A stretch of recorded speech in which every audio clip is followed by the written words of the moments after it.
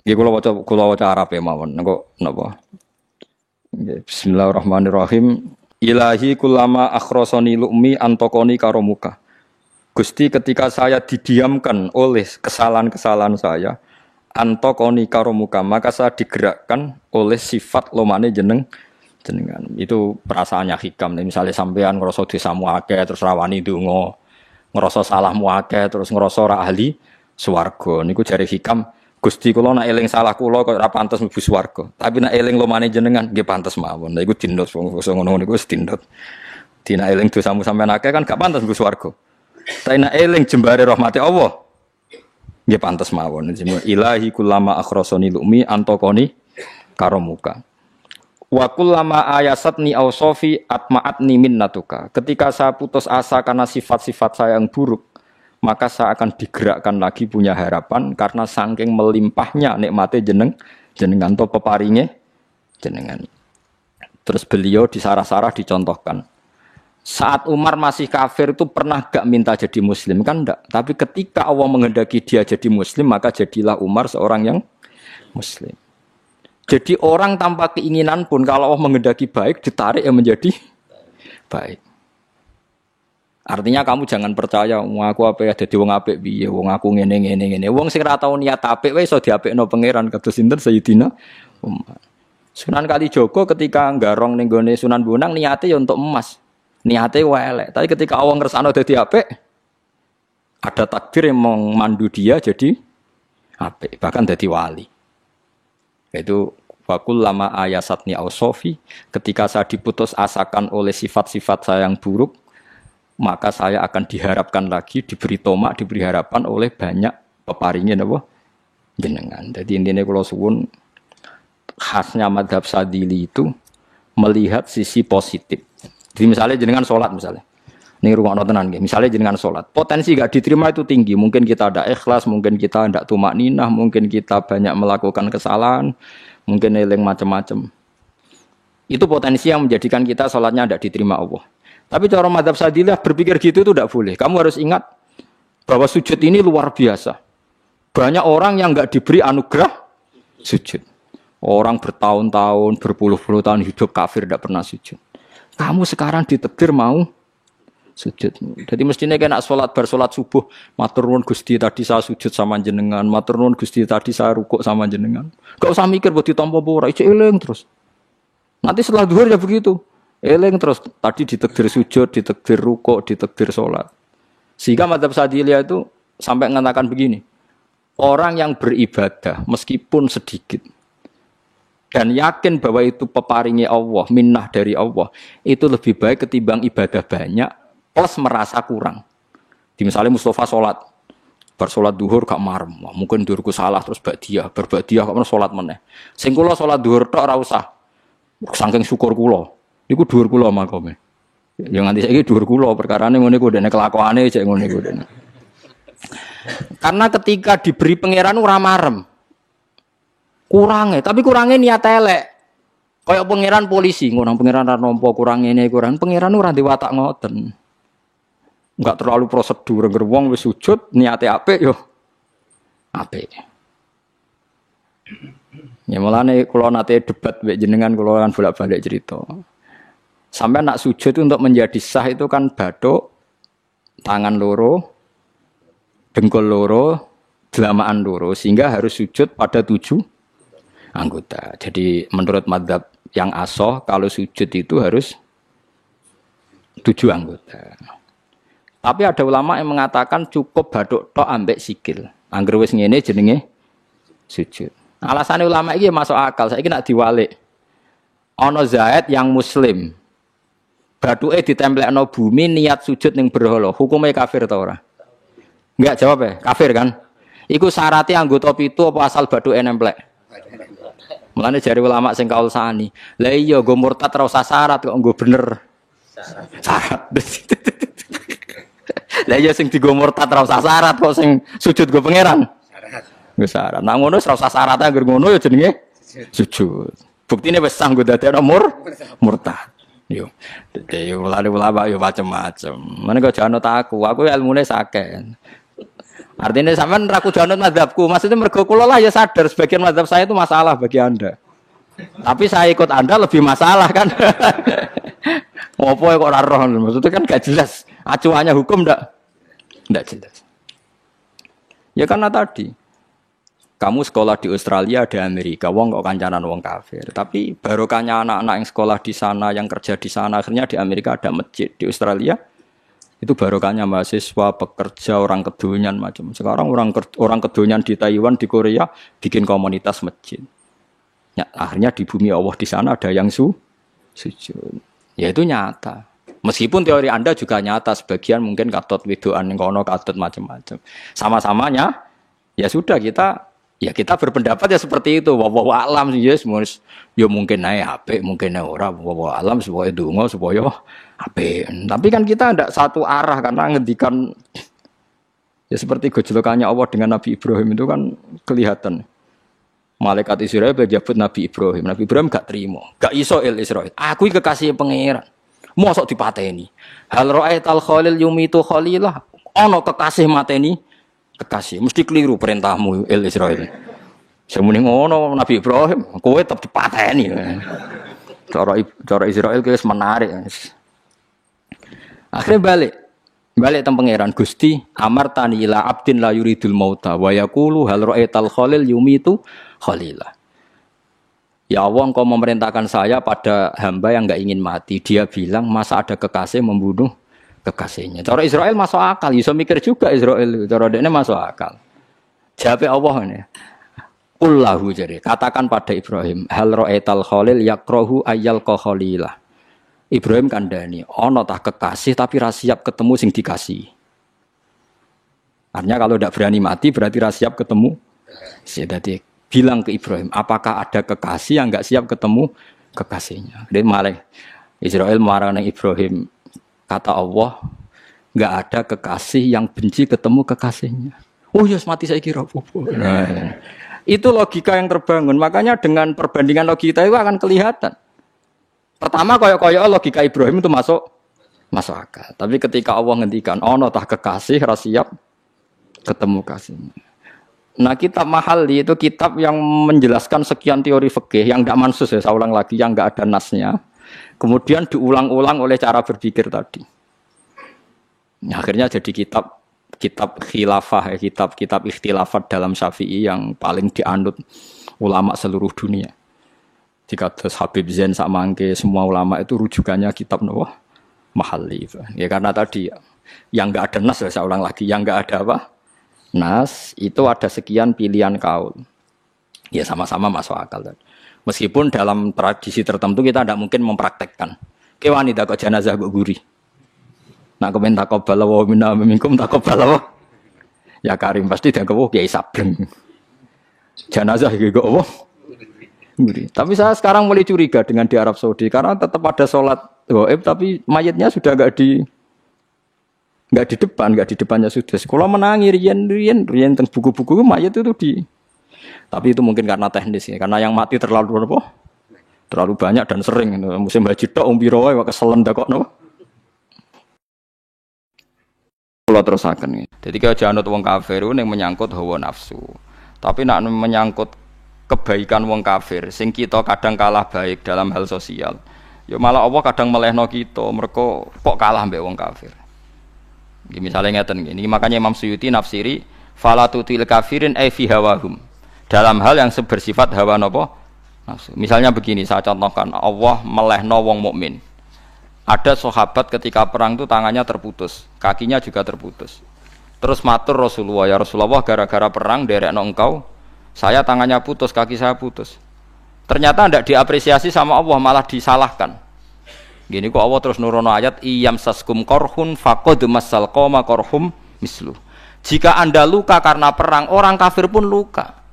Wong kafir wong gento wae wani luka demi kekafiran, kok kuwe wong Islam jare demi Allah ora wani luka.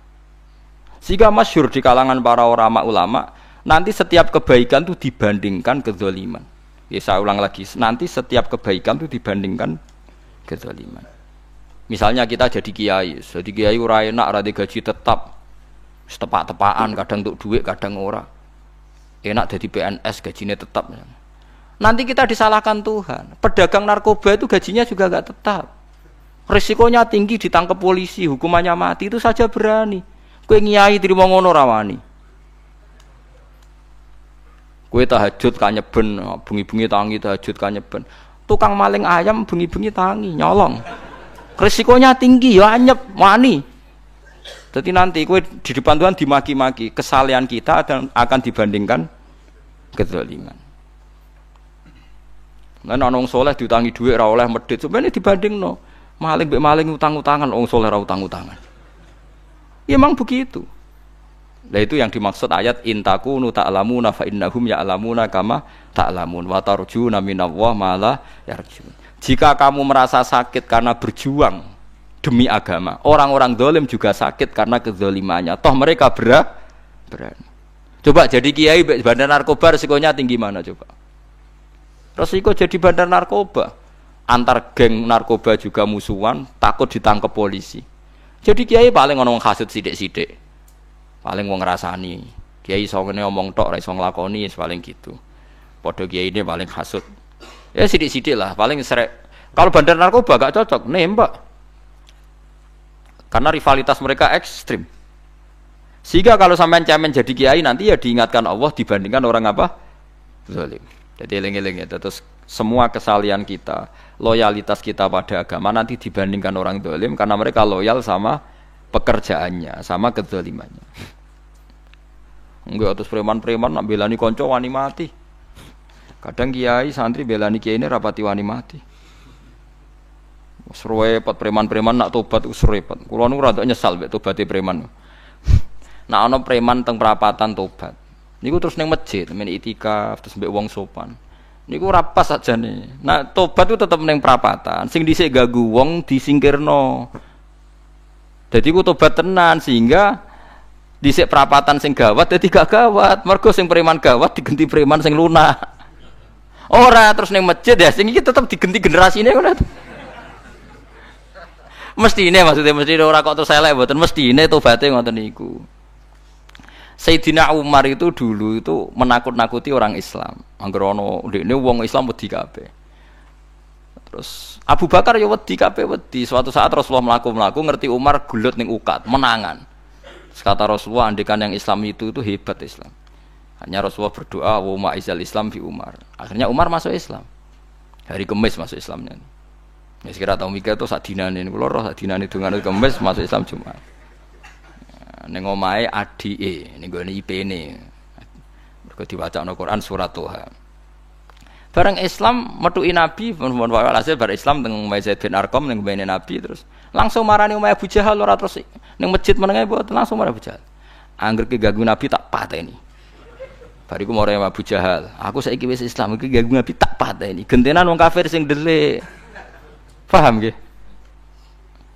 Jadi enak maksudnya. Lah misalnya terus Umar jadi sopan santun terus ketemu wong dilo, ketemu Abu Lahab monggo dari akhir. Wah, kacau. Artinya gak ada perubahan kan kalau gitu. Lan Ruhin mantan preman mboten kok tobaté ning kene ora roh. Mboten harus kiai dene. Mestine ngoten. Makanya Wahsy itu yang bunuh Sayyid siapa? Hamzah. Karena dia disuruh Hindun itu istrinya Abi Sufyan itu. Itu setelah membunuh Sayyid Hamzah dan dia Islam. Dan Nabi tidak siap melihat wajah Wahsy. Sumpahnya Wahsy apa? Saya bersumpah akan membunuh orang paling dibenci Rasulullah. Sebagaimana saya pernah membunuh orang paling dicintai Rasulullah. Terus tobatnya dia mateni Musailamah al-Kadzab. Wong sing ngaku Nabi ngarang Quran. Itu tuh sing mateni sinten? Wahsy. Jadi Wahsy sebagaimana aku pernah membunuh orang paling dicintai Rasulullah. Tobat saya membunuh orang paling dibenci Rasulullah. Ya misalnya terus Wahsy tobat, sampean nyapu masjid, terus gak duwe selera tarung, zaman kafir tarungnya tenanan, bareng Islam menyapu masjid, bariku ngiseni jedinge, terus bareng dijak perang wedi wae repot. Ya niku ide kula tapi ora kudu nglakoni. Nek mau cerita ilmu, sampeyan ora kudu nglakoni. Ya tugale wong preman brah-brah. Blonjo narkoba entek akeh dilakoni, nggo judi diakoni. Sewengi orang preman itu kalau judi 2 juta 3 juta.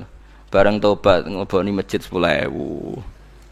Padahal donyane jek akeh. Mestine tobat yo. Saya zaman judi semalam 3 juta. Sekarang kalau pengajian atau ke masjid semalam 3 juta 100 lah minimal diluwei. Ora malah pas tobat nglebokno amplop masjid yo. 10.000, kadang 2.000. Repot-repot. Tapi ya apik tobat, mesti cerita. Ndak begitu, mestinya berbanding. Paham nek sampean takok tobat itu cara ulama nggih ngoten niku berbanding. Mulane riyen Khalid bin Walid itu jadi panglima perang Islam itu. Saya masih ingat makalahnya Khalid bin Walid. Fakama anni aktsartul qatla fi kufri aktsartul qatla fi Islam. Dulu ketika saya kafir adalah sangat banyak membunuh orang Islam. Perang Uhud kalah itu karena panglima orang kafir adalah Khalid.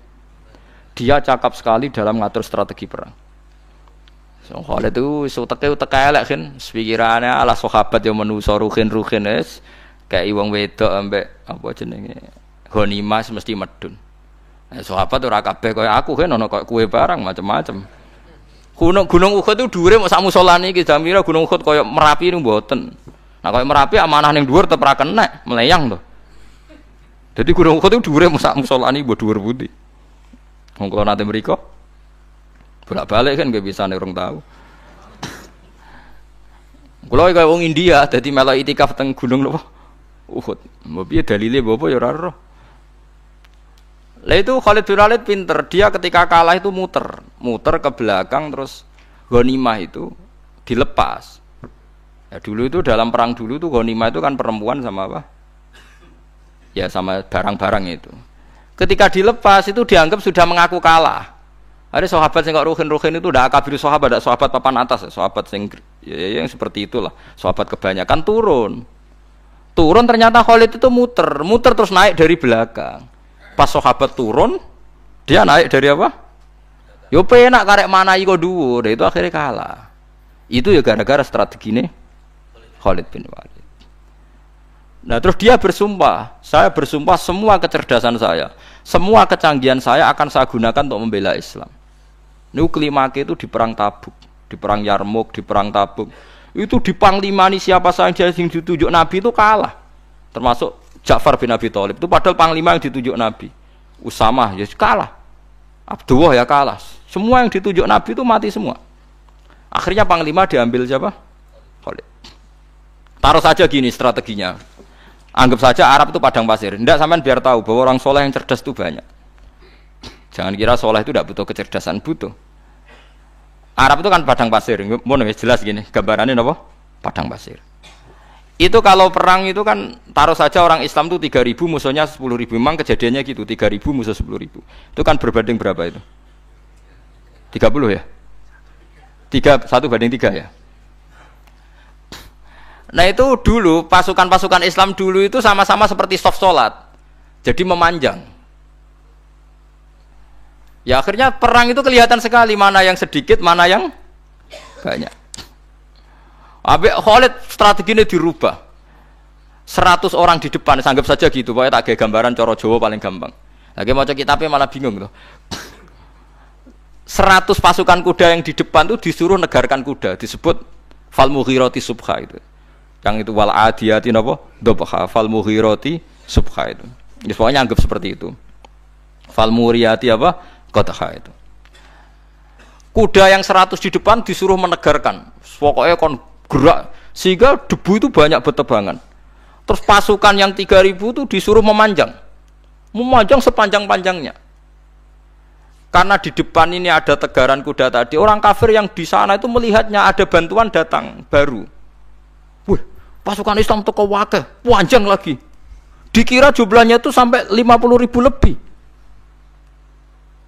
Paham sih kalau maksudnya?